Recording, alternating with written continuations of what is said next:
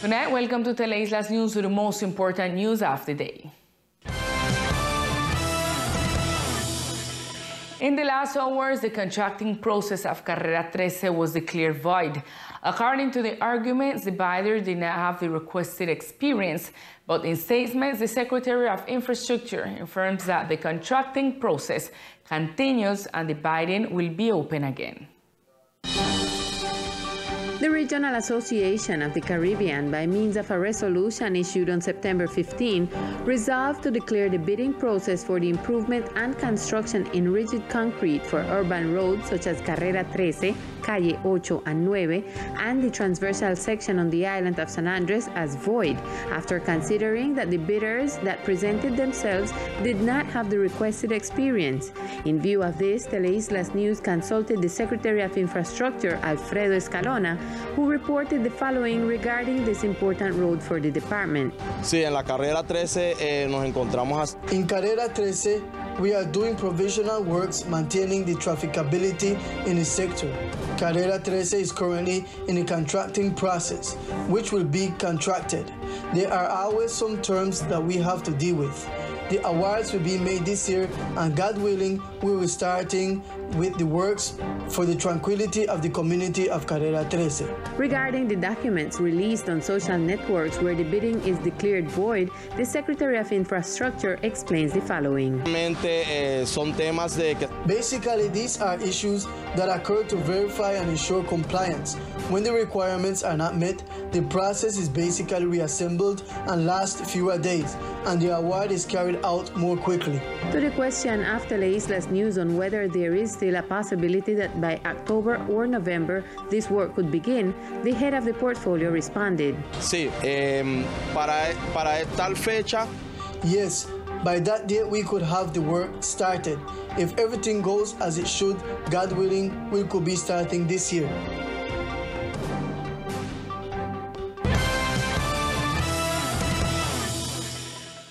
The indictment hearing of the departmental governor continues since 2 p.m., where the prosecutor presented the retributions to defense of Hawkins Green. In spite of having reached the contractual process during the period of restrictions due to the pandemic, nowhere did they prefer or refer to the attention given to tourists for the placement of the effects or consequences derived from the pandemic, let alone the contracts. Therefore, with the explanations given by the interviewees, the only thing that is demonstrated is the eagerness to justify the non-compliance with the specific obligations of the contracts. On the other hand, in relation to the reference made by the defense to the non-obstruction of justice, specifically to the demonstrative elements used by the defense to question the accounting aspects of the case, the prosecutor stated. The defense attorney, in his intervention to question the obstruction of justice and question the analysis of the prosecution, referred to the following all the time: human errors in the treasurer, errors and inaccuracy of the treasury in the provision of information, typing errors, errors in the report of the treasurer, errors in attributing the certification issued by the treasurer made a mistake. Is that the thesis of obstruction of justice given by the prosecutor's office yesterday was not based on information constructed by us. It was based on information submitted by the governor's office.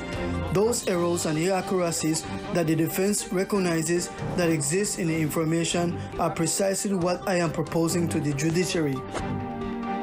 In response to the reply of prosecutors Victor Salcedo at the hearing to charge Governor Everett Hawkins, the third delegate for criminal investigation and prosecution of the Attorney General's office stated that the evidentiary material provided by the defense is legitimate according to the political constitution. Now, Your Honor, since I have been attentive and in a careful manner, an adjudication and exhibition of the presentation of cognitive means by the defense has been made, and taking into account the provisions of Article 83 of the Political Constitution, which literally states, the actions of individuals and public authorities must adhere to the postulates of good faith, which shall be presumed in all the steps they take before them. Constitutional mandate that is legally developed in our criminal procedural framework in Article 12, which states that all those who intervene in the proceedings without exception have the duty to act with absolute loyalty. The representative of the Attorney General's office emphasized that the accusatory system each of the parties can carry out its investigations work according to the political constitution. Respetando mejor criterio, señor magistrado. It is considered that the cognitive means used by the defense attorney meet the standards referred to in Article 276 in terms of legality. In terms of authenticity, the probative material elements and physical evidence are authentic when they have been detected, fixed, collected, and technically packaged and subjected to the rules of chains of custody. These are the reason why the Public Prosecutor's Office considers that all those cognitive means that have been adduced in the Defense Counsel's intervention fully comply with the basic constitutional requirements established by the standards of international treaties and the law, and that therefore, since they are relevant and suitable, they must be submitted to its evaluation for the purpose of being taken into account at the time of the decision to be made by its office. The hearing will continue after the Honorable Magistrate in charge of the case raised a decision and can communicate to the parties involved. Teleislas News will be attentive to the conclusion of the case of the departmental governor.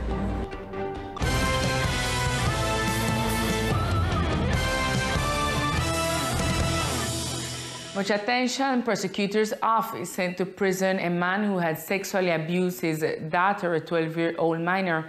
Here is the news. A judge sent to a prison a 21-year-old man allegedly responsible for sexually abusing his stepdaughter, a 12-year-old minor.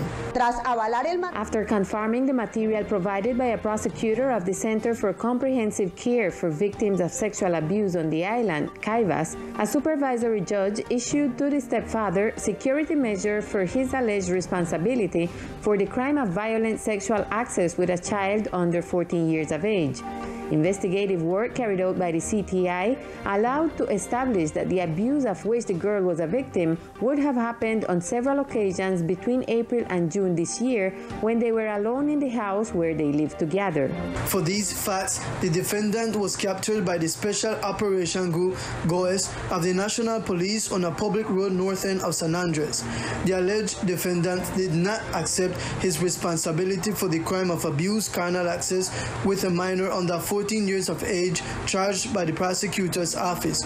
By disposition of the judge of the case, the detention of the investigated person will have to be served in a prison center on the island. And in a meeting, the departmental government socialized with operators of Rose and Hines Key the transformation project to be used on the islets. The Tourism Secretariat socialized with the tour operators of Rose and Hines Key the urban improvement project to be carried out in the islets, a proposal that seeks to modernize the tourist attraction with the installation of restaurant areas, delimited bathing areas, among other attractions. The Secretary of Tourism, Juan Archbold, provided details of the meeting. The positive thing about all of this is that we are all agree that the key needs to be organized and that it needs to be remodeled, and that the stands that are there should be removed from Rose Key and moved to Hines Key. The Key is one of the beautiful attractions that the archipelago has in natural beauty. It is up to us to match that beauty to the infrastructure of the Key, with new booths, with new cocktails, a new dock, and a floating bridge that connects Hines Key with Rose Key. Rose Key is going to make a beautiful white sandbank with a surrounding barrier to prevent the boats from interfering with the bathers, with some mooring bridges where our boats will arrive. During the meeting, tourism providers presented suggestions for the optimization of the project, such as the training of restaurants personnel and the relocation of street vendors that are currently in the area. We are verifying if the stands will be 1 or 2 stores. The majority of the community wants the stores. There are people who say 1 story. The issue is the space it will occupy. Second, that the stands are separated and there is no inconvenience between one and the other. Third, that the material in which the stands are built is square pine, a good wood. Fourth, they want the color theme. They want the stands to be colorful and have nice designs. The issue of the street vendors that are in the area are going to have to find a space for them. This weekend, the departmental government will make a technical visit to the islets to analyze their condition and establish the locations of the different attractions.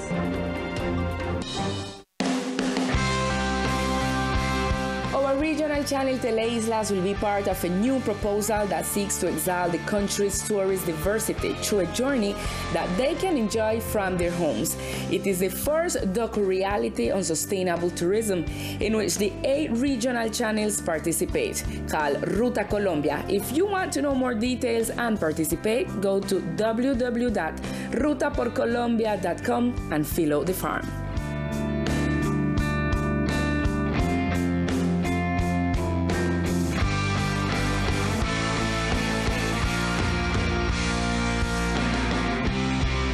To commemorate the International Day Against Rabies, the Secretariat of Health will hold a vaccination campaign against the disease transmitted by animals, and at the same time, a canine costume contest will be held on October 1st.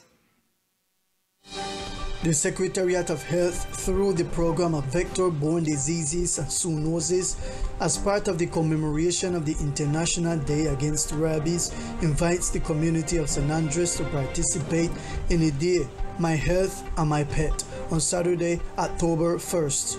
A space created to enjoy activities with pets, which can be rewarded for their costume and will have the opportunity to vaccinate them against rabies. The 1st of October in the Morgan Cannon Square, we are going to have a felines and canines pet contest, and what we are commemorating is the World Day Against Rabies. We know that rabies is a disease transmitted by animals to humans. It is transmitted by saliva to humans, and that is why we want the community of San Andres and Old Providence to be aware that this disease exists and that it is important to prevent it. In order to register in the contest, it is important that they come with the pet and they must have their bag to place the feces. And if it is a strong or dangerous breed pet, it is important that they wear their muzzle. The activity will take place at the Morgan Cannon starting at 3 p.m. and is expected to have a large number of people with their pets. Now we continue with Millicent O'Neill and the news of the municipality of Old Providence and Santa Catalina.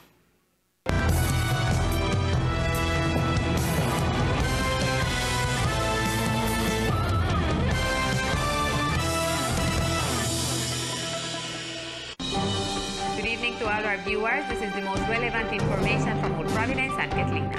In the last few hours, the first images of the design for the new work of the boardwalk to be built where the emblematic Auri Hotel is to be located were released on Facebook social network.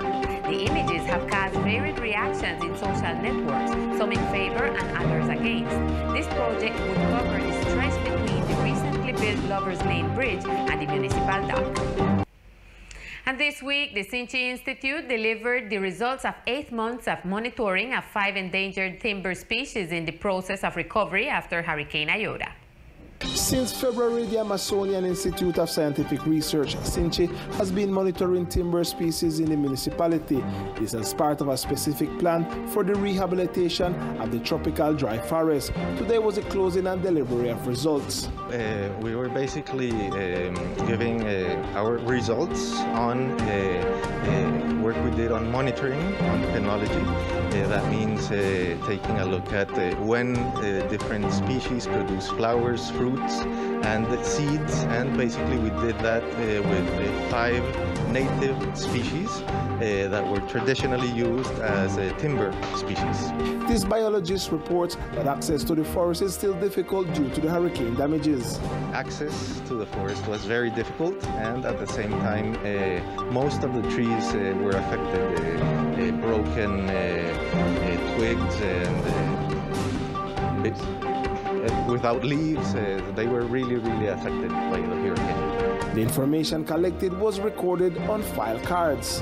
What we want is for people to get to know the 5 timber species that we work with, and also to get to know when they produce flowers, when we have seeds available, and when we have small seedlings also available for restoration processes. The community president requested that the Institute continue to work with other timber species, which according to experts could be up to 15. And this week, the Municipal Secretariat of Social and Community Development advances the Youth Week, seeking to create recreational and educational spaces for the youth of the municipality. Educational, recreational, sports and entrepreneurship activities, among others, are being carried out by the Mayor's office with the young people of the municipality in this, the Week of the Youths. And we working towards the life, the project, what them have in life, what them want, what them need. Focus on studying, focus on a business, but have things clear and on what they really want. No parents, no administration cannot decide for them. Them is who have to decide. The administration helping them, giving them all the support that we can give them for here. The activities that began yesterday will go on until Saturday. We started with an activity in Southwest Bay at 2 o'clock in the afternoon, a commemoration of the emancipation since it did not take place here on the island. And we did some cultural competitions, purely cultural. There were traditional games, music, and typical dances. Tonight, the basketball tournament for youth continue, and today there was a job and higher education fair. Mañana tenemos un desafío.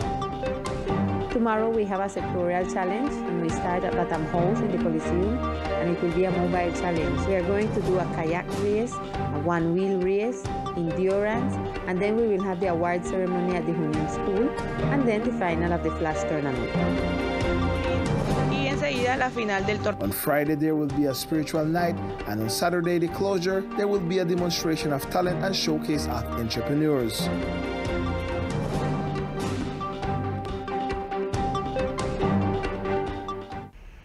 And this is all we have for tonight for the section of Old Providence and Catlina. Lisa continue in San Andres with more Teleislas news. Good night.